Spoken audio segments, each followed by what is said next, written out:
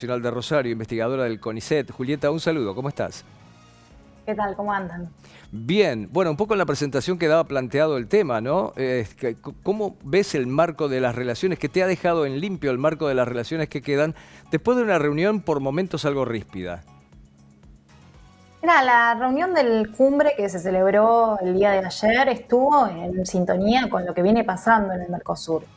El Mercosur tiene una multiplicidad de agendas en curso, agendas técnicas de gran relevancia en realidad para nuestros países, y el proceso de cada presidencia pro tempore se culmina con una reunión cumbre donde se reúnen los presidentes y buscan darle impulso político a alguna serie de cuestiones que forman parte de esa agenda. Pero en realidad pasaron cosas muy importantes ayer.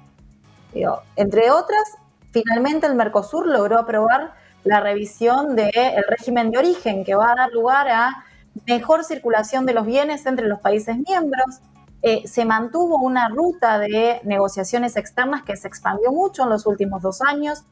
No solo tenemos la negociación con la Unión Europea, que sigue teniendo traspiés, pero a la vez tuvimos el año pasado el cierre de la negociación con Singapur, está el Mercosur impulsando negociaciones con países de Centroamérica y con economías asiáticas, con lo cual en realidad yo no coincidiría en el balance tan negativo. Creo que el Mercosur a lo largo de los últimos 2 semestres, tanto lo que fue la presidencia pro tempore uruguaya el año pasado como la presidencia pro tempore de Argentina de este año, tuvo mucho más continuidad que rupturas y unas agendas importantes, infraestructura, normas técnicas, hubo bastantes avances. Sí es cierto que las cuestiones de fondo, que es la circulación de bienes en el marco del Acuerdo de Libre Comercio del Mercosur y las barreras arancelarias externas, lo que llamamos el arancel externo común, que sería lo que une al Mercosur como territorio aduanero, siguen teniendo grandes dificultades,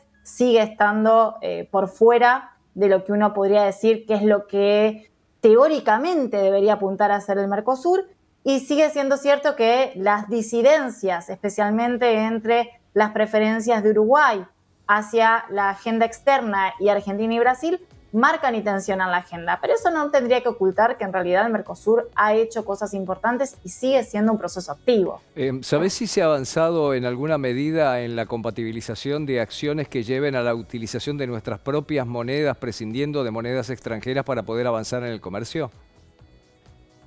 Ay, es súper interesante la pregunta, porque en realidad si uno hace un trabajo histórico, existen ya en vigor acuerdos para comerciar en moneda local entre los países miembros del Mercosur. Si uno ingresa a la página del Banco Central, están ahí. Ya está ese instrumento. Ujú. ¿Cuál es la dificultad? Es que los actores del sector privado no les interesa operar en reales o operar en pesos argentinos, les interesa operar en dólares. Entonces, el instrumento existe y existe desde hace tiempo, pero Pero, hay que plantearse cómo este instrumento no fue en realidad capitalizado por el sector privado ¿y cómo y haces para porque en realidad a salvar? nadie le interesa. ¿Y cómo haces para salvar las asimetrías entre nuestras economías? Por ejemplo, yo no imagino, tampoco es mi expertise, pero no Ujú. imagino cómo puede compatibilizarse la potencia de una moneda como el real con la de la Argentina. Hay una cantidad de asimetrías que no veo la forma de salvarlas. Es cierto. Por eso no tiene mucho asidero pensar en una moneda común del Mercosur en el estadio actual.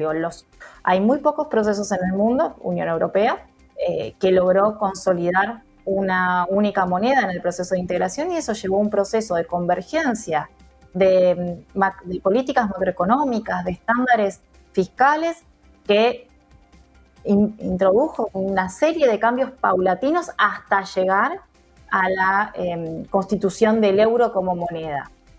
Al Mercosur le falta muchísimo recorrido para poder estar discutiendo esto. Hoy, poner el foco en la moneda del Mercosur, en realidad, es esconder otra agenda de problemas que sí podría resolver el proceso de integración en su estadio actual. Ujú. Sí, no hay que olvidarse que el euro para llegar hasta el estadio tan sólido que tiene hoy empezó en 1958, o sea, me parece que hubo un recorrido muy Y extenso. sigue siendo una cuestión de mucha tensión también al interior de la Unión Europea. Las discusiones de las tasas de interés del Banco Central Europeo no es una reunión fácil, por así decirlo. Ujú. Sigue estando la tensión ahí subyacente. Mercosur todavía está lejos y creo que acentuar en esa agenda es esconder abajo de la alfombra los problemas. ¿Qué opinas sobre la controversia que se armó de un tema político que parece crítico y que seguramente todavía tendrá una larga discusión por delante cuando se tocó el tópico Venezuela? Fue súper interesante observar cómo este tema volvió a estar sobre la mesa, la mención tanto por el presidente de Paraguay como por el presidente de Uruguay.